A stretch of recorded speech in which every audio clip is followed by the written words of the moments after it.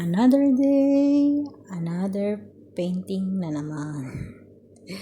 Ito na naman tayo magbabaklas ng mga pintura, tapos lalagyan natin ng cream. Hindi ko alam kung ano ang tawag dito. Masilya ba? O palitada? Hindi ko alam. Basta yun na yun, char. Ayan. Gagawin ko, yan muna. Tapos, saka ko pipinturahan.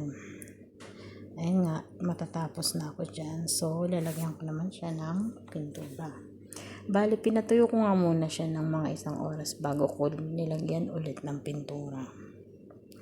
Ito naman yung pinaka pintura niya. Yan yung nilagay ko.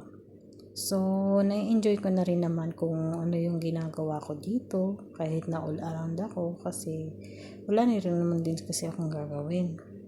So, yan nga, dahil may natira pang pintura, pininturahan ko din yung patungan namin. Kasi, sayang din yung pintura kung itatapon.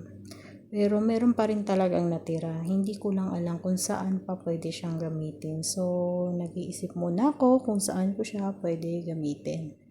Now, ngayon, tapos na. Ayan nga.